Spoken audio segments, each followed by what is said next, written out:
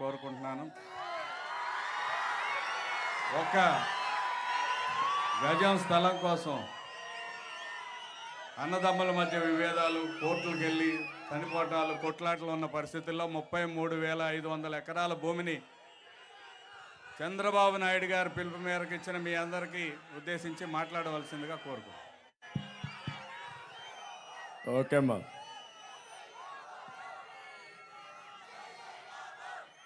గౌరవనీయులు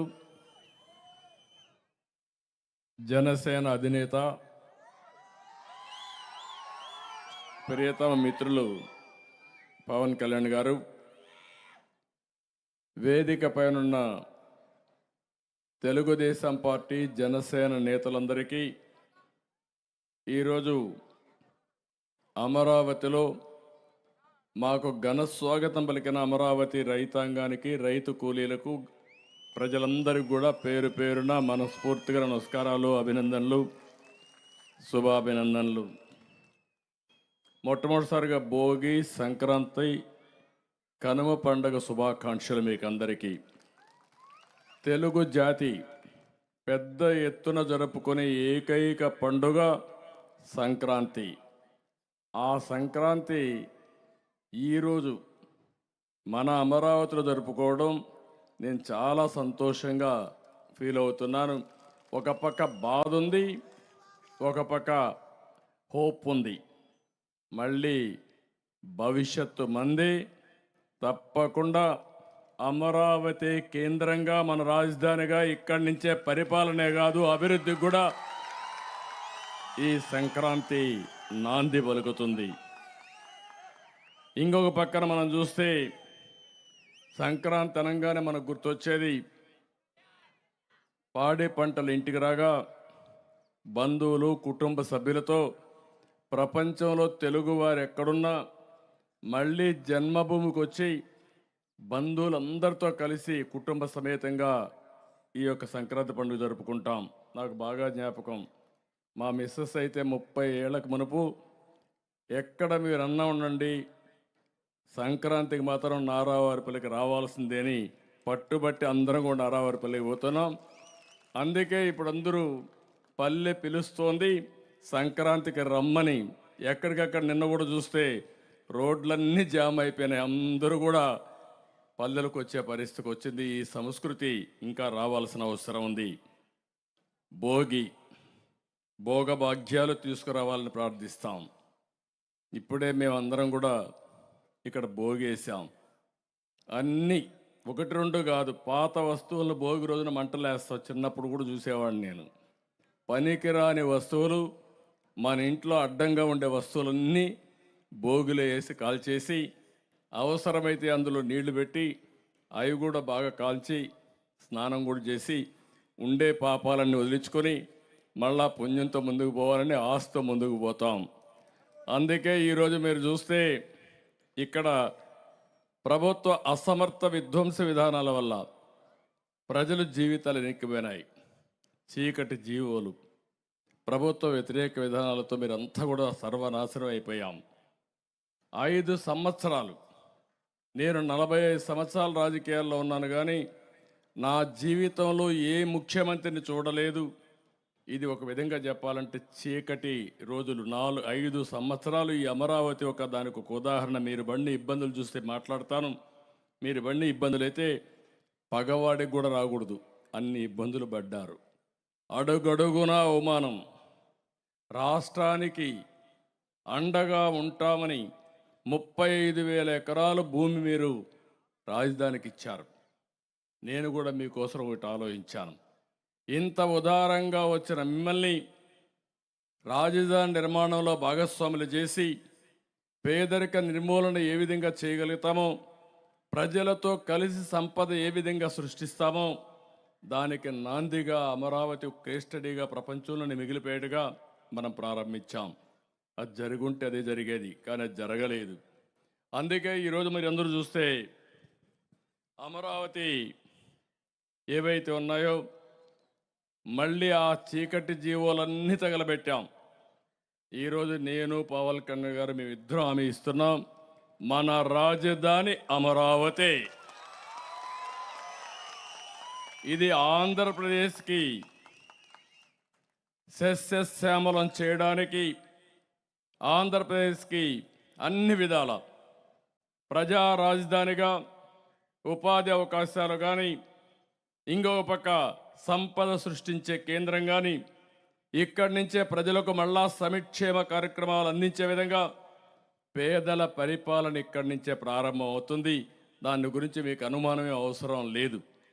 ఈరోజు ఇది ఒక దేవతల రాజధాని. ఇది అలాంటి దేవతల రాజధానిని రాక్షసులు చెరబట్టారు. ఇప్పుడు రాక్షస వధ కూడా అయిపోయింది, సైకో వధ కూడా అయిపోతుంది. తొందరలో కౌంట్ డౌన్ కూడా ప్రారంభమైంది.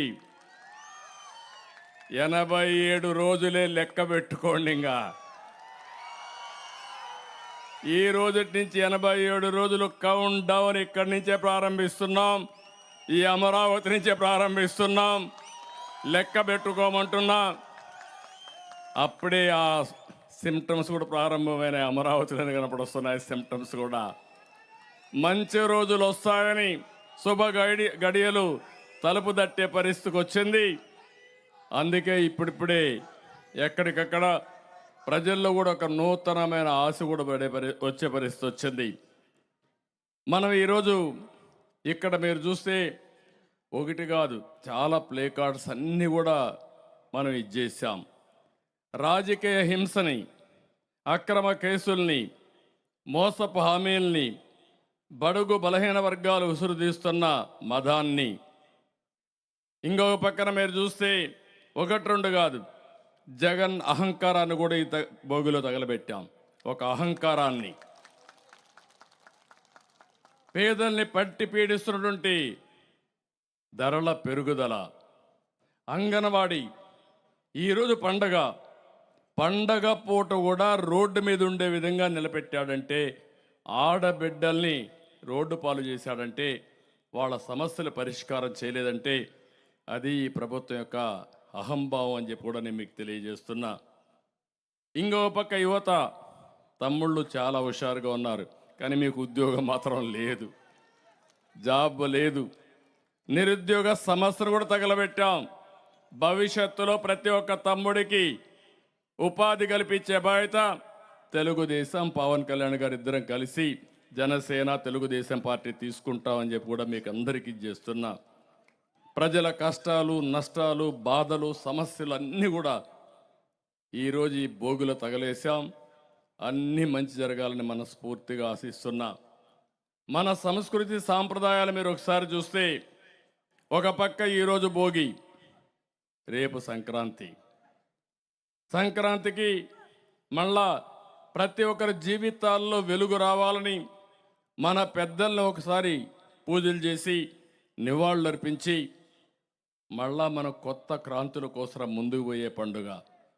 మన సంస్కృతిలో ఇంకొక భావం చూస్తే ఎల్లుండు కనుమ పండుగ రోజున పశువులకు కూడా పూజలు చేసి పశు సంపద పెరగాలని, తద్వారా పాడి పంటలే కాదు పశు పంటలు కూడా, పశు సంపద పెరగాలని మనం ఆకాంక్షించే పరిస్థితికి వస్తున్నాం. ఇలాంటి ఒక సుసంపన్నమైనటువంటి సంస్కృతి సాంప్రదాయం తెలుగు వారి సొంతం. దాన్ని నేను గర్వపడుతున్నా. కానీ ఈరోజు నాకు ఒక బాధ కూడా ఉంది. ఈరోజు పండుగ కూడా సరిగా జరుపుకోలేని పరిస్థితిలో పేదవాళ్ళు ఉండే పరిస్థితికి వచ్చారు. ఇక్కడ మీరు చూస్తే ఒకప్పుడు సంక్రాంతి కానుకిచ్చేవాళ్ళం. 6 రకాల వస్తువులతో సంక్రాంతి కానుకిచ్చాం. అదే మరి క్రిస్మస్ గిఫ్ట్ ఇచ్చాం, రంజాన్ తోఫా ఇచ్చాం. ఈరోజు పండుగ జరుపుకోవాలంటే ధరలు విపరీతంగా పెరిగిపోయినాయి. ఒకటి కాదు, నిత్యావసర వస్తువుల ధరలన్నీ పెరిగాయి. పెట్రోల్, డీజిల్ పెరిగింది, కరెంటు ఛార్జీలు పెరిగాయి, పన్నులు పెరిగాయి. ఇంకా మీరు చూస్తే పేదవాడు బతికే పరిస్థితి లేకుండా పోయింది. 10 రూపాయలు ఇచ్చి 100 రూపాయలు దోచుకునే ప్రభుత్వం ఇది. రేపు రాబోయే రోజుల్లో జనసేన, తెలుగుదేశం పార్టీ కలిసి సంపద సృష్టించి మీకు 15 రూపాయలు ఇచ్చి ఆ 15ని 100 రూపాయలు చేసే విధానం, 1000ని 1000 రూపాయలు చేసే విధానం, 1000ని 10,000 రూపాయలు చేసే విధానం, పేదవాడికి సంపద సృష్టించడం ఏకైక ధ్యేయంగా ఈ రెండు పార్టీలు ముందుకు పోతాయి. చాలామంది కనిపిస్తుంది. ఒకే ఒక ఉదాహరణ, ఈరోజు మీరు 35,000 ఎకరాలు భూమి ఇచ్చారు. తిరిగి మీకు అందరికీ ల్యాండ్ పూలింగ్లో భూమి ఇచ్చాం. మిగిలిన భూమి ఇక్కడ కావాల్సిన రోడ్లకు కానీ, పార్కులకు కానీ, కొన్ని ప్రభుత్వ సంస్థలకు కానీ, కొన్ని ప్రైవేట్ సంస్థలు రావాలంటే వాళ్ళకి ఇవ్వడానికి కూడా భూమి పెట్టుకుని ఇంకా 8,000 నుంచి 10,000 ఎకరాలు మిగులుతుంది. ఆ 8,000 ఎకరాలు 10,000 ఎకరాలు అమ్మితే, ఒకప్పుడు నేను ఉన్నప్పుడైతే బిగినింగ్లోనే 10 కోట్ల ఎకరా అమ్మింది. ఇప్పుడు తగ్గిపోయింది, మళ్ళీ పెరుగుతూ ఉంది. నిన్న మొన్న పెరిగే సిమ్టమ్స్ కనపడొస్తున్నాయి. అంటే మళ్ళా తెలుగుదేశం జనసేన అధికారంలోకి వస్తుందని ప్రజలు కూడా నిర్ణయించుకున్నారు. అందుకే ఒక ఆశ కూడా పెరిగింది. కానీ ఇక్కడ మీరు గుర్తుపెట్టుకోవాల్సింది, ఆ 8,000 10,000 కోట్ల రూపాయలు 8,000 ఎకరాలు కానీ ఉంటే కొద్ది కొద్దిగా మనం అమ్ముకుంటూ ఉంటే, మార్కెట్ రేటుకి అమ్ముంటే 1,00,000 కోట్ల రూపాయల సంపద ఆ రోజుది. ఇదే 30 కోట్లకు అమ్మితే 3,00,000 కోట్ల సంపద. హైదరాబాద్లో మీరు ఒక్కసారి ఆలోచిస్తే, హైటెక్ సిటీ ఎదురుగా నేను మొట్టమొదటిసారిగా ప్రారంభించినప్పుడు ఎకరా 1,00,000 రూపాయలు. అలాంటిది ఈరోజు 100 కోట్ల రూపాయలు అమ్మే పరిస్థితికి వచ్చింది. అంటే ఎన్ని రెట్లో మీరు ఒక్కసారి ఆలోచించుకోవాలి. అది సంపద సృష్టించే మార్గం. ఒకసారి ఇక్కడ బిల్డింగ్స్ వచ్చినా, ఆఫీసులు వచ్చినా, హాస్పిటల్స్ వచ్చినా మళ్ళీ ప్రభుత్వ ఆదాయం పెరుగుతుంది. ప్రతి ఒక్కరికి ఉపాధి వస్తుంది. మళ్ళా వాళ్ళ నిత్యావసర వస్తువులు కానీ వాళ్ళకి అవసరం కొంటే మళ్ళా దానిపైన గవర్నమెంట్కి ఆదాయం వస్తుంది. అదే సంపద సృష్టించడం దుర్మార్గుడు ప్రారంభించాడు. ప్రజావేదికతో విధ్వంసానికి నాంది పలికి 5 సంవత్సరాల్లో కూల్చడం తెలుసు కానీ నిర్మాణం తెలియని వ్యక్తి ఈ ముఖ్యమంత్రి అని చెప్పి కూడా నేను మీకు తెలియజేస్తున్నా. అందుకే మేము హామీ ఇస్తున్నాం, తప్పకుండా భవిష్యత్తులో ప్రతి ఒక్క వర్గానికి న్యాయం చేసే బాధ్యత, నిరుపేదలకు అండగా ఉండే బాధ్యత తెలుగుదేశం పార్టీ జనసేన తీసుకుంటాం. రైతులకు ఎన్ని కష్టాలు ఈ 5 ఏళ్లలో మామూలు కాదు. పండిస్తే పంటకు గిట్టుబాటు ధర లేదు, కొనే నాదుడు లేదు, కరువు వస్తే పట్టించుకునే పరిస్థితి లేదు, తుఫాన్ వచ్చినా పట్టించుకునే పరిస్థితి లేదు. చాలా సమస్యలు ఫేస్ చేశారు. 466 మండలాలు కరువు వస్తే 106 మండలాలని చెప్పి కేంద్ర సహాయం కూడా తీసుకొని దుర్మార్గమైన ప్రభుత్వం ఈ ప్రభుత్వం అని చెప్పి కూడా నేను మీకు తెలియజేస్తున్నా. అంగన్వాడీ అయితే దగ్గర 32 రోజులుగా ధర్నా వాళ్ళు నిరసన చేస్తామంటే కనీసం వాళ్ళు పట్టించుకున్న పాపాన పోలేదు. ఇవే కాకుండా ఇంకొక పక్క వీడికి వస్తే ఓసారి మనసు బాగా ఆందోళన, ఆవేదన చెందే పరిస్థితి వస్తుంది. 5 ఏళ్లకు మునుపు కట్టిన బిల్డింగులన్నీ కడాన ఈ చట్టాలు ఏ విధంగా ఉంటాయంటే, నేను దానికి మొన్న ఒక కథ చెప్పాను. భస్మాసురుడు శివుడిని వరవడగుతాడు, పాపం బోళాశంకరుడు వరం ఇస్తాడు. ఇచ్చిన తర్వాత ఎవరి చేయి మీద, ఎవరి నెత్తిపైన చేయబెడితే వాళ్ళు బూడిదైపోవాలని వరం. మీరందరూ ఇక్కడ ఆంధ్రప్రదేశ్లో ఉండే 5 కోట్ల మంది కూడా శంకరుడు మారిగా, బోలా శంకరుడు మారిగా మీరందరూ కూడా వరం ఇచ్చేశారు, ఓటు ఇచ్చేశారు, ఓటు వేసేశారు. ఆ ఓటు వేసిన తర్వాత మీరు ఒక్కసారి ఆలోచిస్తే అందరి తల మీద చేయబెట్టాడు, అందరిని బూడి చేయడానికి. అప్పుడైతే ఆ భస్మాసురుడు శివుడైతే పారిపోయి దేవుడే పారిపోయాడు, మహావిష్ణు దగ్గర మొరబెట్టుకున్నాడు, నన్ను తప్పు అయిపోయింది, దుర్మార్గుడికి వరం ఇచ్చా కాబట్టి కాపాడని అంటే ఆయన మళ్ళీ చూస్తే మీరు మహిషాసుర మోహిని అవతారం ఎత్తి డ్యాన్స్ చేసి వీడిని మెప్పించి వాడి చెయ్యి వాడిని తినిపెట్టుకునే పరిస్థితి తీసుకొచ్చి బూడిద చేసే పరిస్థితికి వచ్చారు. అంటే భగవంతుడికే తప్పలేదు ఈ కష్టాలు. నేను అందుకే చెప్తున్నా, విష్ణుమూర్తి వచ్చి చేసే వరకు ఈశ్వరుడు కూడా దిక్కు లేకుండా పోయింది. ఇక్కడ ప్రజలు ఓటేసిన తర్వాత అందరి తల మీద చేపెట్టాడు, పెడుతూనే ఉన్నాడు. ఇంకా బతికున్నాం. అక్కడ బూడిదైపోయారు కానీ ఇంకా జీవోత్సవాలుగా బ్రతికున్నాం. అందుకే నేను అడుగుతున్నా, మళ్ళా మీకు ఒకే అవకాశం, 87 రోజులు ప్రతి ఒక్కరుగా ఆలోచించుకుని, కులాలకు అతీతంగా, మతాలకు అతీతంగా, ప్రాంతాలకు అతీతంగా అందరూ కలిసి ఒకే దారికి రావాలి. అది వైసీపీ విముక్త రాష్ట్రంగా తయారు చేసే పరిస్థితి మీరందరూ తీసుకోవాల్సిన అవసరం ఉంది. ఆ ఉద్యమానికే నేను కానీ, జనసేన గారు కానీ మీకు ఇవ్వరు. ఇంక 87 రోజులు ఓపి పట్టాలా, కోర్టుకు పోవాలా? మిమ్మల్ని అభినందిస్తున్నా. 5 ఏళ్ళు పోరాడారు. ఇంతవరకు ప్రపంచ చరిత్రలో ఇంత పెద్ద పోరాటం ఎప్పుడూ జరగలేదు. అంత పెద్ద పోరాటం చేసిన ఇక్కడ రైతాంగాన్ని, ప్రత్యేకంగా ఆడబిడ్డల్ని మనస్ఫూర్తిగా అభినందిస్తున్నా. మామూలుగా జరగలేదు. కడాన మిమ్మల్ని చూస్తే ఇక్కడ అడుగడుగునా మిమ్మల్ని హింస చేశారు. ఇక్కడే మా పోలీసులు ఉన్నారు. పాపం వాళ్ళని నేనేం మాట్లాడను, కానీ వాళ్ళు చేసిన అరాచకాలు అయితే రాక్షసులు కూడా అంత అరాచకాలు చేయరు. అన్ని అరాచకాలు చేశారు ఈ పోలీసులే. రేపు మళ్ళా మీకు జిందాబాద్ కొట్టబోయేది కూడా ఈ పోలీసులే. తొందరలో వస్తారు మళ్ళీ మీ దగ్గరికి. వచ్చేట్టుగా చేస్తున్న అదే ప్రజాస్వామ్య విశిష్టత. నేను చాలా విన్నాను, చాలా చూశాను. ఇన్ని రోజులు మీరు ఆందోళన చేస్తూ ఉంటే, కడాని ఇక్కడ ఆడబిడ్డలుంటే ఆందోళన చేయనీయకుండా చేయడం కోసం డ్రోన్స్ పంపించి బాత్రూముల పైన ఎగరేసే పరిస్థితికి వచ్చారంటే, మీరు పాదయాత్ర నడుస్తూ ఉంటే భోజనం చేయడానికి టెంట్లు వేయనీయకుండా మిమ్మల్ని రోడ్డు మీదనే భోంచేసే పరిస్థితి తీసుకొచ్చారంటే, ఇప్పుడు కూడా అన్నారు ఈ స్కూల్ ఎట్టిచ్చారు పాపం, వాళ్ళు ఏం చేస్తారని అంత భయం ఉంది. అంటే ఒక దుర్మార్గుడు పాలనలో వేరే రాజకీయ నాయకులు వచ్చి ఇక్కడ స్కూల్లో మీటింగ్ పెట్టాలన్నా భయపడే పరిస్థితికి వస్తున్నారంటే, ఇవన్నీ కూడా మనం చూస్తే దీంట్లో ఆశ్చర్యం లేదు.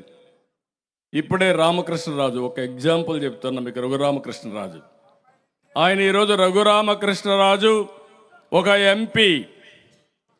ఎంపీ అరెస్ట్ చేసి ఆయన విభేదించాడని, విమర్శించాడని అరెస్ట్ చేసి పోలీస్ స్టేషన్లో, సిబిసిఐడి పోలీస్ స్టేషన్లో విపరీతంగా కొట్టి మళ్ళీ అతన్ని జైలుకు పంపించారు. ఆ రోజు మీరు చూస్తే ఎంత భయంకరంగా సిచ్యువేషన్ అంటే, మేమందరం బయట ఉన్నాం. ఇక్కడ నేరుగా హైకోర్టుకి వెళ్ళాం, సుప్రీంకోర్టుకి వెళ్ళాం, ప్రెసిడెంట్కి లెటర్ రాశా, ప్రైమ్ మినిస్టర్కి లెటర్ రాశా, గవర్నర్కి లెటర్ రాశా. అయినా కూడా కొట్టారు. కొట్టిన తర్వాత ఆయన్ని మళ్ళీ సుప్రీంకోర్టు ఇంటర్ఫేర్ అయ్యి హైదరాబాద్ మిలిటరీ హాస్పిటల్కి పంపించి, హైదరాబాద్ మిలిటరీ హాస్పిటల్లో సర్టిఫికెట్లన్నీ తీసుకొని ఆయన కొట్టిన మాట వాస్తవాన్ని ధృవీకరించారు. ధృవీకరించిన తర్వాత సుప్రీంకోర్టులో వేసాడు మళ్ళీ ఆ కేసు. ఇంకా ఆ కేసు అట్లే పెండింగ్ ఉంది. ఒకసారి హైదరాబాద్ నుంచి ప్రధానమంత్రి గారు వెస్ట్ గోదావరిలో ఆయన నియోజకవర్గంలో మీటింగ్ పెడితే ఆ మీటింగ్కి వస్తున్నాడు. మీటింగ్కి వస్తా ఉంటే అల్లూరి సీతారామరాజు గారి యొక్క విగ్రహావిష్కరణ కోసం ప్రధానమంత్రి వస్తే ఆ మీటింగ్కి పోవాలంటే ఆయన ఎక్కిన ట్రైన్ ఏం చేస్తారో తెలియకుండా చంపేస్తారనే భయంతో మళ్ళా మధ్యలో దిగి పారిపోయాడు. అప్పటి నుంచి ఇక్కడ రాకుండా ఒక ఎంపీ ఈ రాష్ట్రంలో వాళ్ళ ఊరికి కూడా రాకుండా, నియోజకవర్గానికి రాకుండా 5 ఏళ్ళు ఢిల్లీలో ఉన్నాడు. నిన్న మళ్ళా వాళ్ళ ఊరికి పోవాలంటే హైకోర్టుకు వచ్చి నన్ను అరెస్ట్ చేయకుండా ఒక ఉత్తర్వు ఇవ్వమంటే, ఒకవేళ అరెస్ట్ చేయాలంటే 41A ఇచ్చిన తర్వాత అరెస్ట్ చేయమంటే, మొట్టమొదటిసారిగా 5 ఏళ్ల తర్వాత లాస్ట్లో ఈరోజు హైకోర్టు ఆర్డర్తో వాళ్ళ ఊరికి పోయాడంటే ఒక ఎంపీ. Can you imagine? మొన్నే ఒక అతను అమెరికాలో తెలుగుదేశం పార్టీకి, జనసేనకి మనం పోరాడే విషయాల్లో అక్కడక్కడ పోస్టులు పెడుతున్నాడని, వాళ్ళ తల్లికి బాగాలేకపోతే యశస్వి వాళ్ళ తల్లికి బాగాలేకపోతే వచ్చాడు. వస్తానే ఆయన్ని అరెస్ట్ చేశారు ఎయిర్పోర్ట్లో. అరెస్ట్ చేసిన తర్వాత పాస్పోర్ట్ లాక్కున్నారు. ఆ పాస్పోర్ట్ లాక్కుంటే కోర్టుకు వచ్చి పాస్పోర్ట్ వారు లాక్కున్నారంటే చెప్పారు. 41A నోటీసులు మేమందరం పోయినాక పంపించారు. మళ్ళీ తిరుపతిలో కేసు ఇచ్చారు, మళ్ళా అక్కడికి రమ్మని. అమెరికాకు పోకుండా అడ్డుపడి ఆయన పాస్పోర్ట్ కూడా లాక్కొని హైకోర్టు చెప్పినా వినలేదంటే ఏమనాలో మీరే ఆలోచించండి. ఈరోజు ఇక్కడ ఉంది, ఈ బిల్డింగ్లన్నీ ఉన్నాయి, మీరు చూస్తున్నారు. ఆ రోజు మనం కట్టిన అమరావతి అసెంబ్లీలోనే సమావేశాలు, మనం కట్టినటువంటి సెక్రటరియట్లోనే క్యాబినెట్ సమావేశాలు, హైకోర్టు ఇక్కడి నుంచే ఫంక్షనింగ్. వీళ్ళ కోసరం మామూలుగా ఇన్ని జరుగుతూ ఉంటే, అరాచకాలు జరుగుతూ ఉంటే కోర్టులు కూడా ఏమీ చేయలేని నిస్సహాయ స్థితికి వచ్చాయంటే ఎంత ఆశ్చర్యం వేస్తుందంటే, ఇక్కడే రోడ్డు వేస్తే ఆ రోడ్డు మట్టి కూడా దూకొని పోయే పరిస్థితికి వచ్చారు, మెట్టలు దూకొని పోయే పరిస్థితికి వచ్చేసారు. ఇక్కడ ఇసుక మెట్టలు పెడితే మొత్తం దొంగిలించుకునే పరిస్థితికి వచ్చారు. హైకోర్టు యొక్క జడ్జెస్ కట్టినటువంటి ఇండ్లు కూడా పూర్తి చేయలేదు 5 ఏళ్ళ తర్వాత. ఎమ్మెల్యేలకు కట్టిన వాళ్లకు, స్టాఫ్కి కట్టిన ఇండ్లు ఏది పూర్తి చేయలేదు.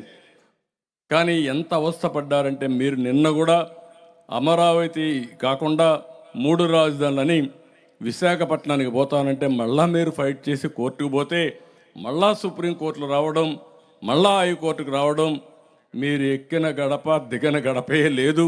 5 ఏళ్ళు మీరు పోరాడారు. Hands off to you. మీ ధైర్యానికి మెచ్చుకుంటున్నా.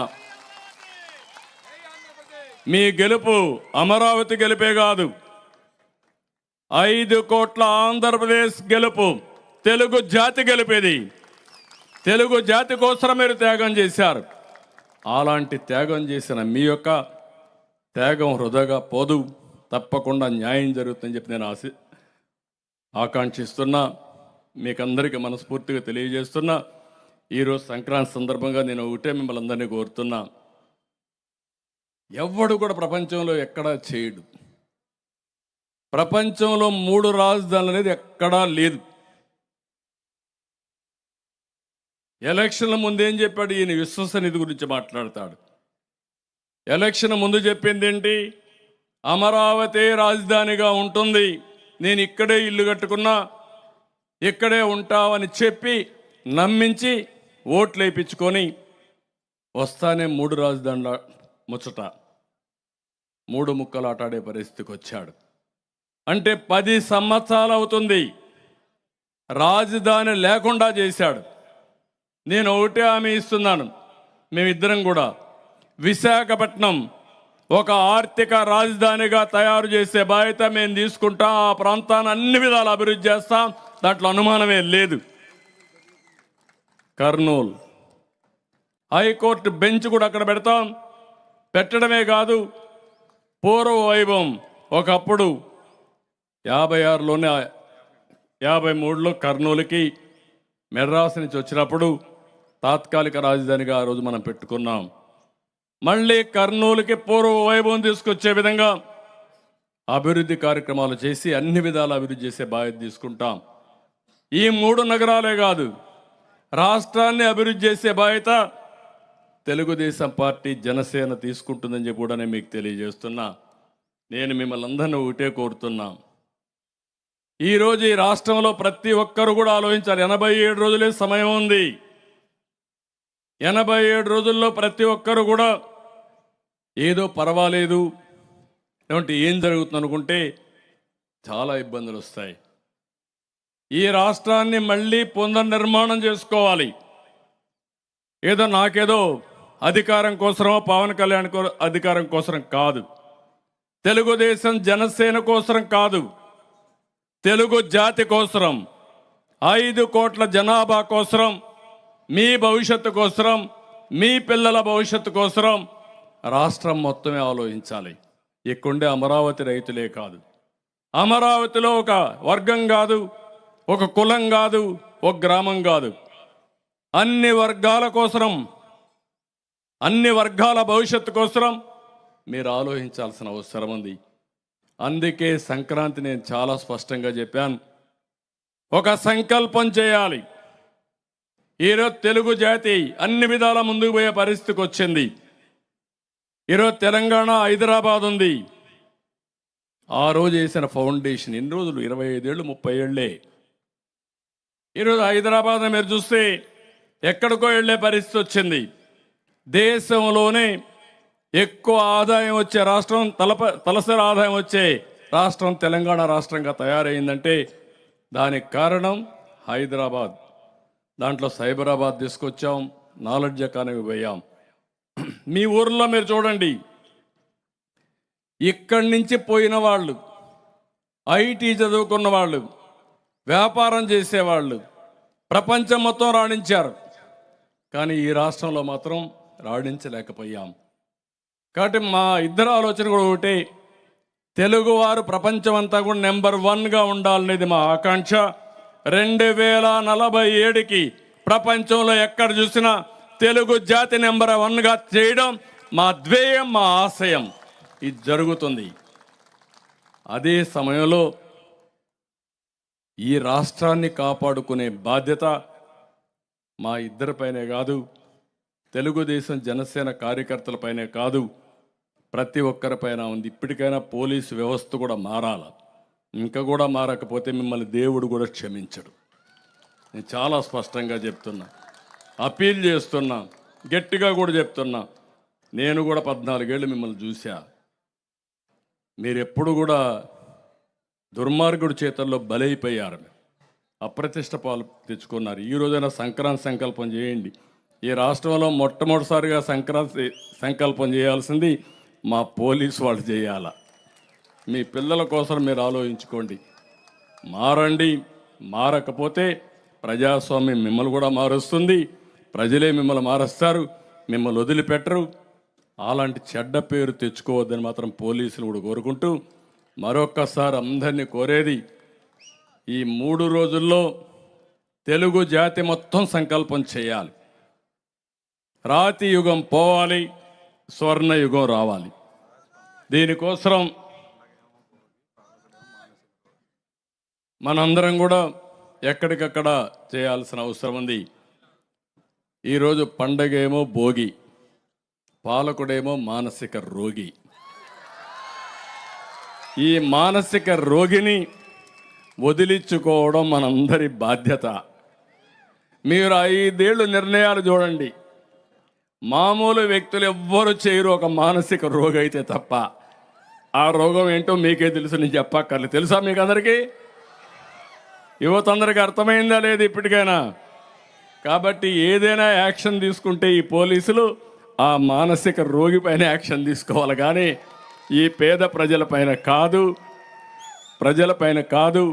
ఆ విషయం కూడా గుర్తుపెట్టుకోని వాళ్ళందరినీ కోరుకుంటూ మరొక్కసారి happy Sankranti, happy Bhogi, happy Kanuma. ఇంకా మీకు ఏం అనుమానం అవసరంలా, మంచి రోజులు వచ్చేస్తున్నాయి, మంచి రోజులు వచ్చాయి. రాబోయే సంవత్సరం ఇదే ప్రాంతంలో సంక్రాంతి బ్రహ్మాండంగా భోగేసుకొని, సంక్రాంతి కూడా బ్రహ్మాండంగా చేసుకుని ప్రపంచానికి తెలియజేసే రోజు తొందరలోనే వస్తుంది. అలాంటి పరిపాలనకు ప్రారంభం చేస్తామని మరొక్కసారి మీ అందరికీ హామీ ఇస్తూ, రాష్ట్ర ప్రజలందరికీ కూడా ఈ సంక్రాంతి సందర్భంగా ఊర్లో ఉంటారు, అందరూ కూడా సంకల్పం చేయండి. ఇలాంటి ఎవరు రాజకీయాల్లో నేను ఎప్పుడూ మాట్లాడలేదు, కానీ ఇలాంటి వ్యక్తి, రాజకీయాలకు అర్హత లేని వ్యక్తి ఈరోజు రాష్ట్రంలో ముఖ్యమంత్రిగా ఉండడం మన దురదృష్టం. కాబట్టి ఇవన్నీ కూడా మీరు ఆలోచించుకొని ముందుకు పోవాల్సిందిగా మరొకసారి కోరుకుంటూ, ఈరోజు మంచి కార్యక్రమం, ఆతిథ్యం ఇచ్చినటువంటి అమరావతి రైతాంగానికి, ఆ రోజు ఆంధ్రప్రదేశ్ ప్రజల కోసం పనిచేశారు, ఈరోజు మమ్మల్ని పిలిపించి మీ సంఘీభావాన్ని తెలియజేశారు. మీ అందరికీ పేరు పేరున మనస్ఫూర్తిగా అభినందనలు, ధన్యవాదాలు, కృతజ్ఞతలు. Thank you.